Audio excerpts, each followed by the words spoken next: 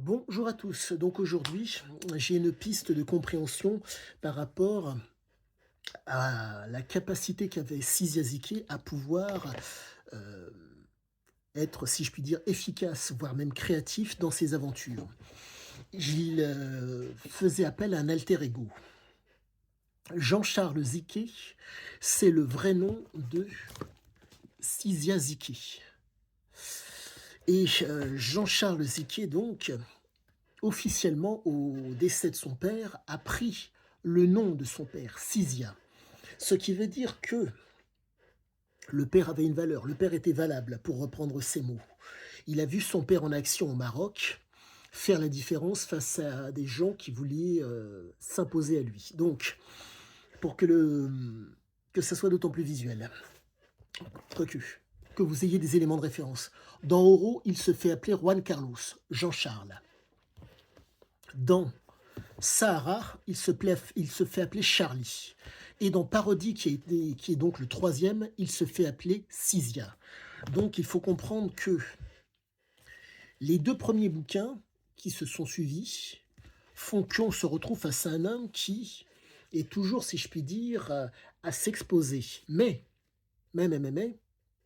dans l'émission Apostrophe, où il a fait la promotion de celui-ci, il se faisait appeler Sizia Ziki. Donc ça veut dire que l'idée de l'alter ego a germé dans sa tête, mais c'était déjà présent. Comprenez qu'on est face à un type qui est un aventurier, un polyaddict. Donc, qui dit polyaddict, dans son cas, il y a un trouble. Donc, le jeu, c'est un gambleur, et il y a aussi la prise de substances. Il faut savoir qu'en bas âge, son père fumait le cannabis. Et le fait d'avoir fumé le cannabis en bas âge et donc d'avoir impacté les circuits cérébraux de son gamin fait que Siziazike a eu une incapacité, j'irais jusqu'à dire chronique, à pouvoir réfléchir. C'est très particulier. Il a fait des choses proprement exceptionnelles par rapport à la moyenne. Pourquoi? Car les gènes de voyageur de sa mère, qui est gréco-syrienne, et les gènes de guerrier de son père, qui est donc albanais, lab, font que les prédispositions ont pu s'exprimer. Il y a eu un alignement psychologique, physiologique et comportemental pour que ça soit d'autant mieux compris. Je vais vous lire donc un passage du bouquin, excusez-moi, Oro Co, où il dit cette phrase: à mes lecteurs, vous n'avez qu'un seul et unique capital, votre vie, elle vous appartient, amitié à tous. Donc, compte tenu du fait que le mec est un jouisseur et qu'il n'a qu'une vie, il a besoin de se réaliser dans ce qu'il souhaite. Je vous parle d'un homme qui part quasiment de rien pour vivre les choses pleinement, intensément. De par l'utilisation de substances et de par le trouble, vous avez donc un homme qui va qui va être hyper vigilant. L'homme, au niveau sous-cortical, au niveau de l'imaginaire, libère énormément de dopamine, hormone qui va permettre d'être extrêmement vigilant. Et donc, vous avez donc le trouble de par le jeu. Donc, il faut savoir que la mère a porté Sizia en 49 au Maroc. Les Marocains cherchaient à avoir leur indépendance. Donc, il faut comprendre que l'anxiété, pardonnez-moi, le stress environnant, car les Marocains cherchaient à avoir leur indépendance au Maroc, a agi sur la mer, sur le corps de la mère, qui portait Ziké. Ce qui fait qu'il y a eu une anxiété qui a été accentuée. Donc, vous vous retrouvez face à un gamin qui, pour être à l'équilibre, doit combattre l'anxiété. Pour faire simple, si quelque chose vous fait face et que vous, pardonnez-moi, le mythifiez et que vous avez une crainte par rapport à cette chose, il vous faut démystifier la chose pour l'affronter. Dans le cas de Siziazike, soit un comportement, soit la substance. Permettez donc de amoindrir, de démystifier ce qui lui faisait face. Guerrier d'un côté, gène de guerrier, gène de voyageur. situation différente à chaque fois qu'il cherchait. Je reprends les propos du général de Gaulle. Il n'y a de grandiose que dans ce que l'on ne connaît pas.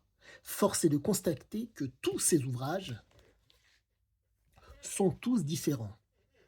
Le grandiose dans ce qu'on ne connaît pas. Et là, je vous parle d'un homme qui cherche l'intensité. Euh, de mémoire, excusez-moi. Oro a été écrit en 40 jours dans différents pays. Parodie a été écrit en 15 jours. Et Sarah, de mémoire, misère. Sarah, misère, je ne me rappelle plus le nombre de temps, mais je dirais que ça a été une vingtaine de jours à Obama, si je me trompe guère, pour pouvoir l'écrire. On est face à un homme qui est dans l'intense. Je vous propose, messieurs ou mesdames, d'écrire quelque chose d'extrêmement qualitatif et de pertinent en 40, 15 ou une vingtaine de jours. En êtes-vous capable? Je ne sais pas. Et il faut savoir que les autres ouvrages qu'il a écrits, c'est en moyenne 6 jours pour les écrire tous. Donc on se retrouve face à quelqu'un qui, dans l'intensité, dans l'exagération et dans l'amplification, fait des choses exceptionnelles. Je me répète, il n'est possible de réussir, il n'est possible dans son cas de réussir ces choses-là qu'avec un alter ego. Je reprends. Manger, boire, dormir, c'est le propre de chacun. Par contre, lorsque vous utilisez des substances ou lorsque le trouble est stimulé et activé, vous vous retrouvez avec une hypervigilance,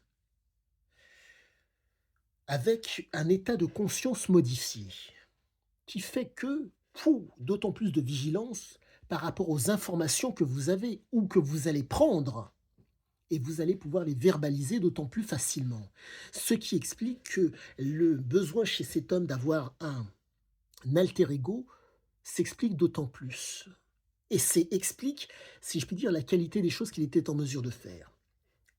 Pour que ça soit d'autant plus simple, mentir, tricher, induire en erreur, manipuler, être de bonne foi ou de mauvaise foi pour se projeter dans ce qu'il souhaite, nécessite une énergie qui soit conséquente.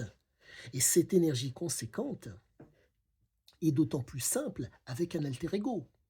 Vos capacités ne vous permettent pas d'être à ce niveau. Mais par contre, celui qui triche, qui ment, qui induit en erreur, qui manipule, qui est de bonne foi ou de mauvaise foi pour se projeter dans ce qu'il souhaite, cet alter ego peut faire la différence, car il va se mettre au niveau de ce qu'il faut pour qu'il y ait réalisation. Et donc, je pense vous avoir donné le plus gros de mon explication, et quoique je vais finir, pardonnez-moi, par cette citation de Monsieur Ziquet pour vous montrer à quel point l'alter ego est vraiment extrêmement prégnant chez lui. J'ai une grande qualité, je suis un obsessionnel. L'aventure ne se donne pas, il faut la chercher, lutter, s'acharner, accomplir les plus terribles efforts jusqu'à ses dernières ressources pour la conquérir. Quand j'ai trouvé ma bataille, je m'engage dans le combat et vais jusqu'au bout. Je n'admets aucun doute, aucune retenue, aucune marche arrière, quels que soient les obstacles et les coups reçus.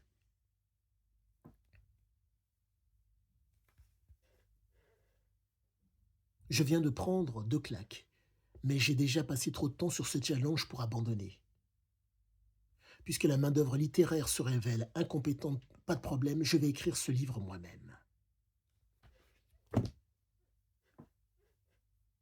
Tout est écrit, tout est dans les textes. A-t-il menti? Je n'en sais rien. La problématique, c'est que pour peu que vous ayez un vécu et que vous le corroboriez, vous fassiez des comparaisons par rapport à votre vécu, tout a l'air de se tenir, tout a l'air d'être juste. Quoi qu'il en soit, à tous, excellente fin de journée, je vous dis à bientôt pour la suite.